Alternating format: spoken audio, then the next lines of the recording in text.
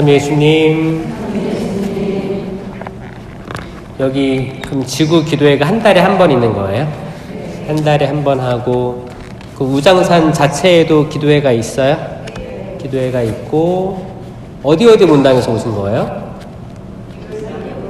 12개 본당? 10개 본당에서 다들 그러면 간부들 아니면 자발적으로 오시는 거예요? 아, 봉사자하고 다들 뭐 난다긴다 하시는 분들 모였겠네요. 지구처럼. 그래서 여러분들 어깨에 짊어진 것들이 있어요. 하느님은 분명히 여러분들이 훌륭해서 이 자리에 초대했을까요? 아니요. 아멘, 아멘. 여러분들을 통해서 뭔가 이루시고자 초대하신 거고 성령 쇄신 봉사회로 이끄신 거거든요. 여러분들은 호감을 가지고 있잖아요. 성령 쇄신에 대해서. 어떤 사람들은 성령 쇄신 싫어하는 사람도 있어요. 말만 들어도. 그 사람들 다 좀 호감은 안 느껴지는 거예요. 그래서 뭐 레지오도 그렇고 뭐 다른 뭐 체나콜로도 그렇고 다양한 신신단체가 있지만 어떤 말을 듣자마자 거부감이 오는 사람도 있습니다. 그래서 특히 성령 쪽에서 일하시는 분들은 그래도 성령 들으면 너무 좋고 설레이고 막 그러잖아요. 이게 아무나 그런 게 아니니까 자부심도 가지시고 여러분에게 그런 어떤 어깨에 올려진 짐들이 있다. 그게 예수 그리스도의 짐이다. 예수 그리스도의 멍에다. 이게 가벼워요, 무거워요? 가벼워요. 내가 지려고 하는 내 멍에랑 내 짐은 무겁죠. 근데 예수 그리스도의 짐과 멍에는 가볍습니다. 내 짐은 가볍다라고 하시잖아요. 가벼운 거. 그러니까 내가 지고 있는 나만의 짐이 또 있어요. 이거를 내려놓고 그분의 짐을 지면 가볍다는 거예요. 그러니까 우리는 얼마나 내가 내 짐을 내려놓기 어려워하는 거예요. 낑낑 들고 가는 거예요. 그러면서 주님 이거는 들고 가게 해주십시오. 내 짐을 지는 거예요. 내 짐에 뭐 있어요? 내 가족들 다 있고 나 있고 다 있는 거예요. 친척, 친정 부모님 다 있어요. 여기에. 이 짐을 내려놓으면 그때 주어지는 그리스도의 짐은 너무 가볍다 이건데 이제 좀 내려놓읍시다. 아멘. 오늘 복음 말씀 이거거든요. 예수님의 어머니가 오셨고 마리아죠. 형제들이 찾아왔대요. 개신교에서 이것 때문에 마리아는 예수님을 낳으셨고 또 다른 형제들을 낳았을 거다 얘기하고 있어요. 여러분 어떻게 생각하세요? 예수님의 어머니와 형제들이 찾아왔다. 이 형제는 누굴까요? 보셨어요? 사촌인지?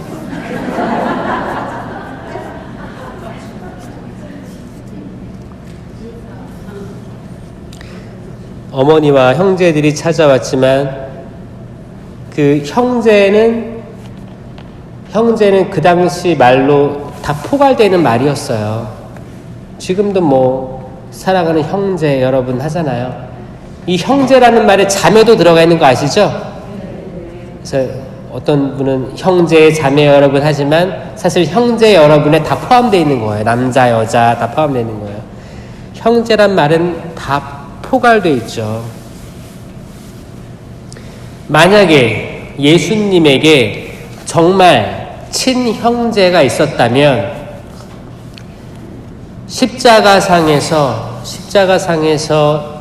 예수님께서 친형제 보러 어머니를 모시라고 했을 거예요. 하지만 예수님께서는 요한에게 전혀 피가 안 섞인 요한에게 이분이 내 어머니시다라고 하셨죠. 이런 것도 바로 나와서 얘기를 할 수 있어야 돼요. 개신교가 많이 공격하는 부분입니다. 그러니까 군중 때문에 마리아도 예수님 만날 수가 없었어요. 그래가지고 지금 와 계십니다. 근데 멀리 계신 거예요. 그러니까 예수님께서 아니 그럼 모셔야지. 자 군중들아 갈라져라. 어머니 일로 오세요. 이렇게 했어요? 이게 아니고 하느님의 말씀을 듣고 실행하는 이가 그들이다. 저 부모님이 거기 외달도라고 거기에 계시는데 그 저번에 제가 이제 외달도는 목포에서 배 타고 들어가야 돼요. 근데 저번에 목포에서 제가 강의가 있었어요. 강의가 있어가지고 그 제가 얘기를 처음에 안 했어요. 얘기를 하면 저도 보고 싶고 부모님도 보고 싶을 거 아니야. 그럼 이게 취지에 안 맞는 것 같아가지고 거기 그때 세미나 중이었을 거예요. 세미나 강의를 가야 되는 건데 그래서 연락을 안 하고 있다가 근데 어떻게 소문이 나가지고 귀에 들어갔어요. 부모님 귀에. 그럼 부모님은 괘씸해요? 괘씸하지 않아요?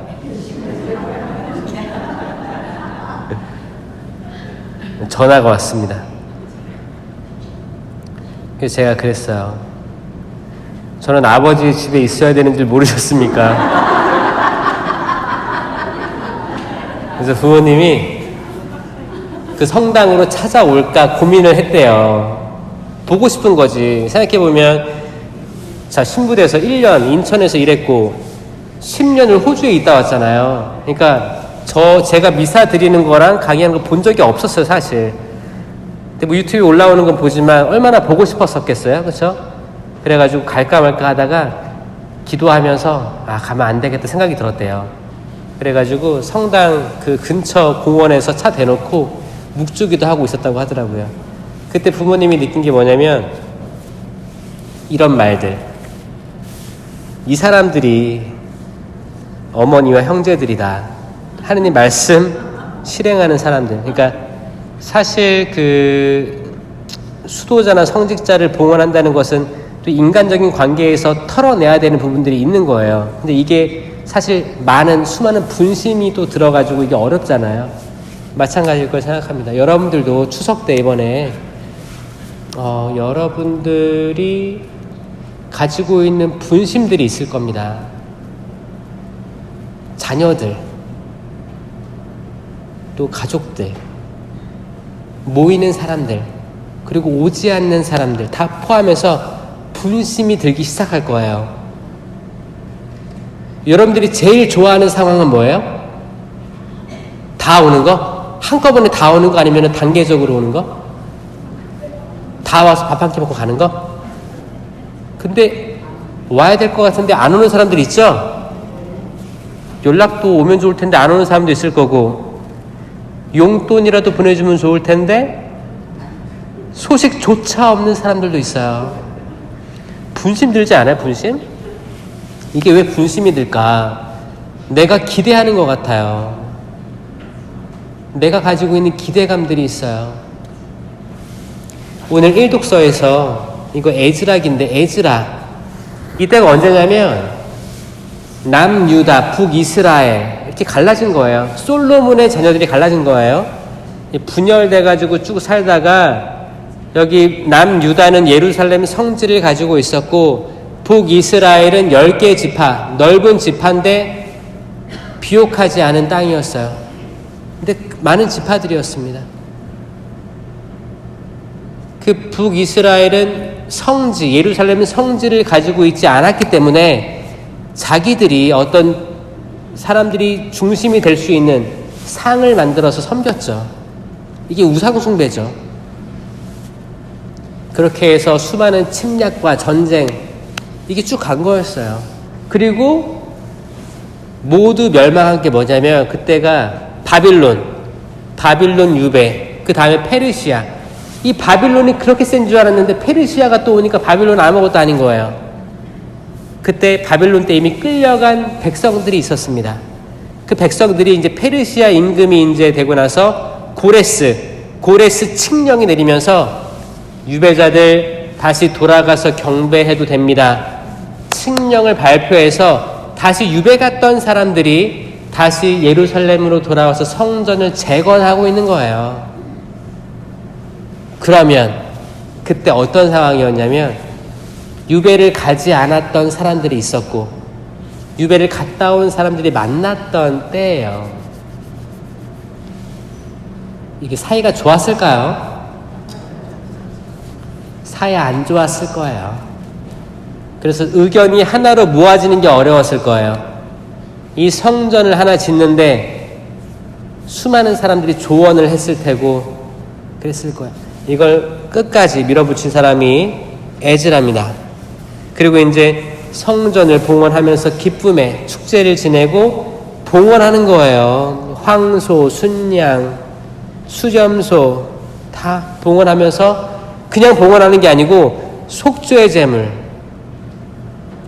이스라엘의 지파 수에 따라서 12지파였죠? 12마리의 순염소를 바쳤다. 그리고 모세의 책에 쓰인 대로 이거 그대로 율법에 따라 그대로 쓰인 대로 다 하는 거예요. 왜?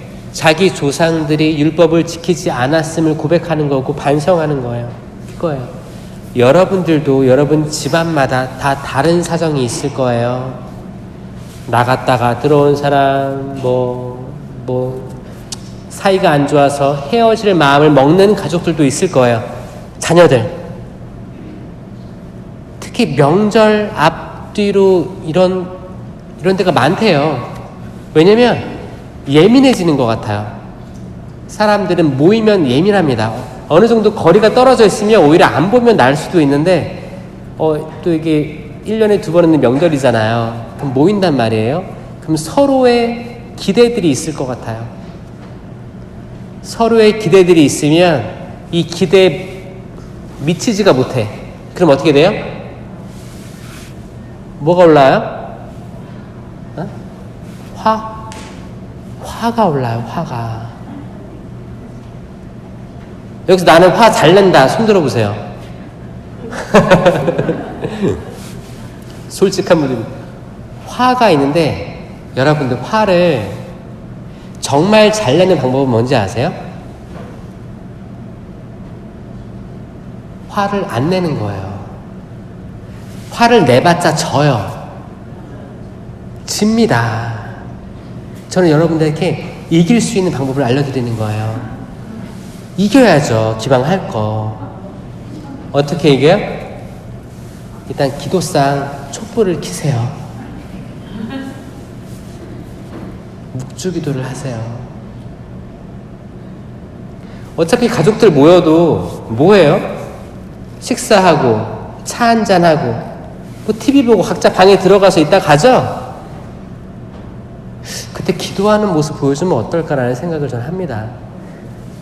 묵주기도 5단이라도 5단이면 15분 안 걸리죠? 10분이면 하지 10분 15분 걸려요? 3분이요? 3분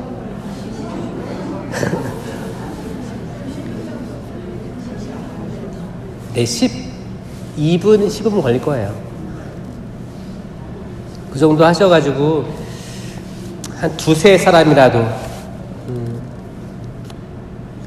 그리고 제사 또 지내는 데가 있고 안 지내는 데가 있잖아요. 제사 같은 경우에도 거기서 정말 기도할 수 있는 거, 묵주기도 할 수도 있는 거예요. 묵주기도 하면서 세상을 떠난 조상들 기억하면서 기도하자고. 사실 절하는 게 대수가 아니잖아요.